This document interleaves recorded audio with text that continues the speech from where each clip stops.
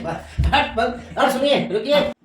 Hello guys, नमस्कार। आप सभी लोगों को श्री मोलेक ट्रेडिंग टॉक्स में स्वागत है। Episode number 5। एक्चुअली आज हम लोग थोड़ा सा धोलावीरा एरिया में जो है रन ऑफ कच्छ में घूमने आए हुए हैं और वहाँ पर होटल में बैठे हुए हैं। हम लोगों ने सोचा कि थोड़ा समय मिलेगा, चलो हम लोग ये एपिसोड जो है कर देते हैं, कुछ इंपॉर्टेंट आप लोग के लिए, व्यूअर्स के लिए रखें।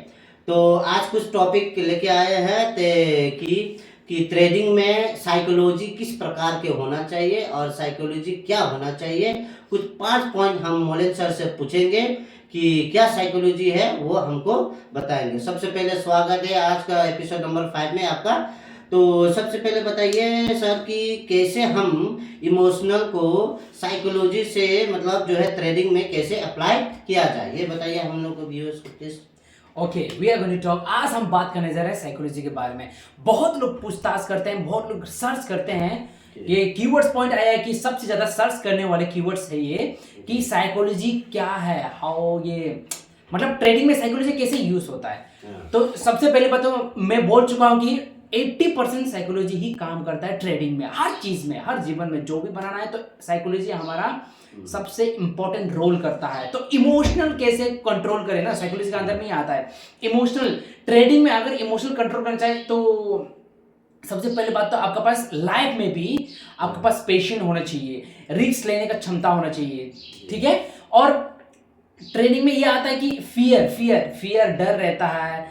ऐसा अगर मेरा पैसा लगा दिया, अगर मेरा डायरेक्शन नहीं जा पाया तो मैं क्या करूंगा, ऐसे सोचने लगता है। तो फियर, ये बोलते हैं कि फोमो, FOMO, फोमो आप लोगों ने सुना होगा। फोमो का मतलब होता है कि फियर ऑफ मिसिंग आउट, छूट ना जाए हमसे।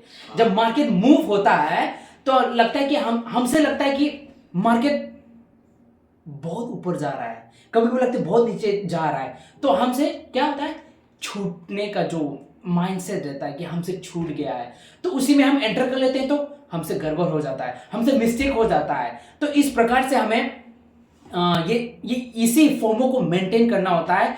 और ये फियर ऑफ मिसिंग आउट मैंने बोल दिया, फोमो का मतलब होता है फियर ऑफ मिसिंग आउट।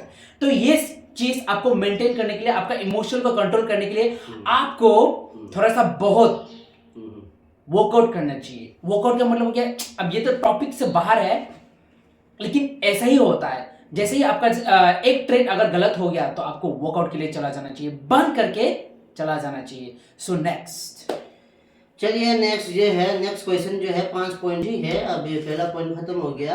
अब 5 पॉइंट जो है हम लोगों का, ये जो ट्रेडिंग में ये साइकोलॉजी, माइंडसेट और डिसिप्लिन मैनेजमेंट किस प्रकार के किया जाए, प्लीज जल्दी से बताइए। ओके, सबसे पहले तो क्या बताया कि माइंडसेट सबसे, हाँ ये इंपॉर्टेंट। नंबर 2 याद रखिएगा, नंबर 2 पॉइंट है कि माइंडसेट पहले आपका क्या होना चाहिए। सबसे पहली बात तो आपका माइंडसेट क्या है कि आज मैं क्या करने जा रहा हूं, आपको ये लिखना पड़ेगा, ठीक है, प्लान करना पड़ेगा। और आपके पास पहली बात तो स्ट्रेटेजी होना चाहिए। क्या आप सभी के पास एक स्ट्रेटेजी है कि अगर मेरा EMI या SMA के क्रॉस ओवर हो जाएगा तो मैं ट्रेड लूंगा या नहीं लूंगा, क्या आपके पास एक स्ट्रेटेजी है? तो ये सब पहले आपके पास माइंडसेट होना चाहिए, प्लान थोड़ा सा बहुत करना पड़ेगा। और एक दिन मार्केट खुलने से पहले आपको अपने कॉपी में सारा चीज थोड़ा बहुत स्ट्रेटेजी वगैरह लिखना पड़ेगा। तो ये हो गया आपका माइंडसेट। अब डिसिप्लिन का मतलब होता है जितना भी आपने रूल्स बनाया है, जितना आपने कॉपी में लिखा है, तो उसको आप स्टिक करके रहना पड़ेगा। स्टिक का मतलब हो गया आपको उन्हीं को ही बार बार फॉलो करना पड़ेगा। देखो, प्रोबेबिलिटी होता है, प्रोबेबिलिटी मतलब हो सकता है। ट्रेडिंग हमेशा आपको जीत नहीं दिलाएगा, मतलब ट्रेडिंग हमेशा आपको प्रॉफिट नहीं दिलाएगा।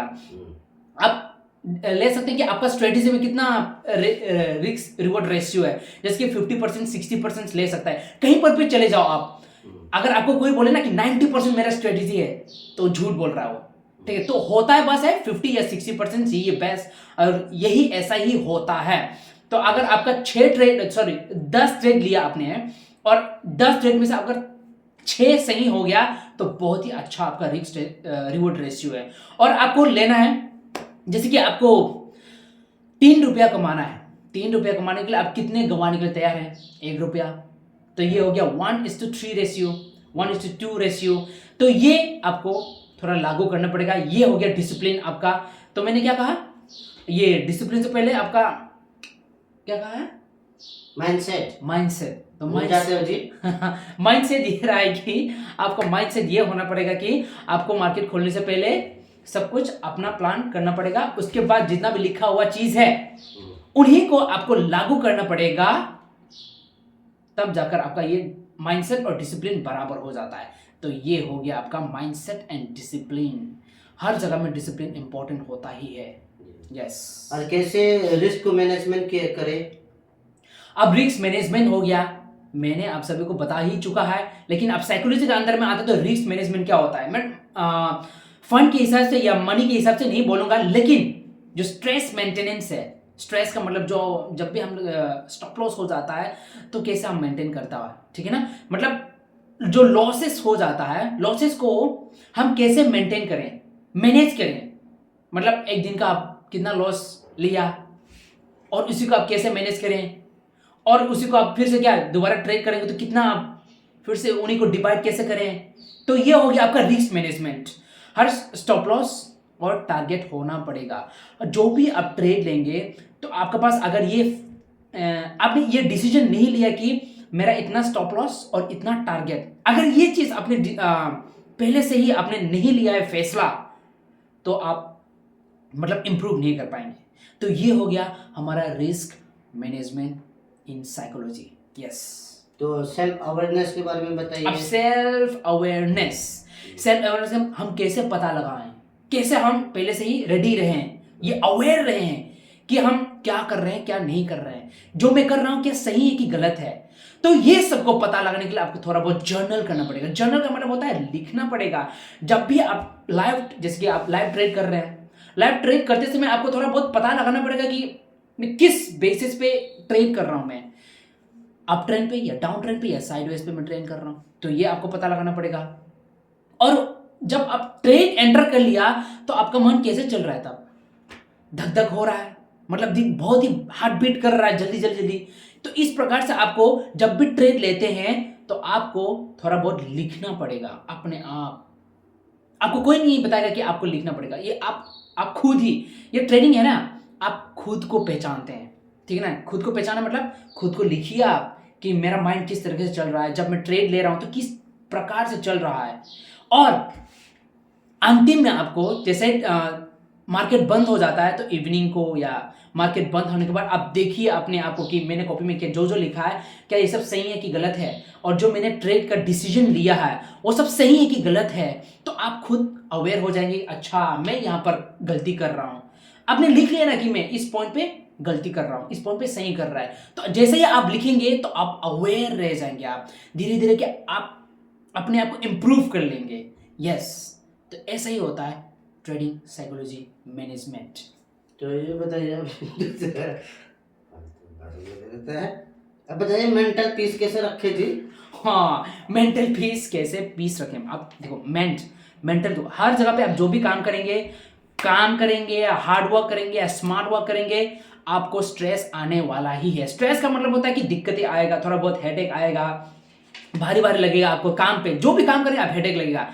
तो मेंटल स्ट्रेस को फोकस करने के लिए क्योर करने के लिए तो आपको जिम जाना या वर्कआउट करना या कुछ आउटडोर गेम खेलिए। सबसे पहली बात तो मैंने जो शुरुआत में बताया वही चीज है ये भी।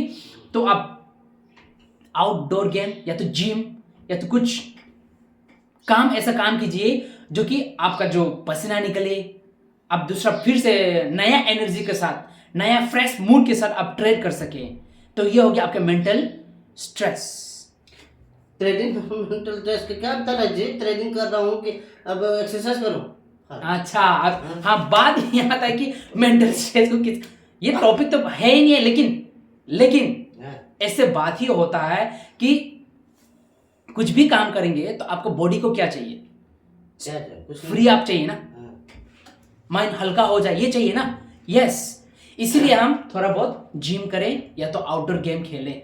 तो इस प्रकार से आप अपना माइंड को फिर से फ्रेश करके नेक्स्ट डे में अच्छी तरह से आप करेज के साथ काम कर सकेंगे। और ये बताइए, आप ये इंटरव्यू देने के लिए घूस खाया है मतलब क्या खाना चाहते हैं? हम लोग तो होटल में आए हैं, क्या खाना चाहते हैं? क्या क्या खिलाना है आपको? छोला पूरी खाएंगे बस। छोला पूरी के लिए इंतजार। चलिए ठीक है, बंद करिए इसको।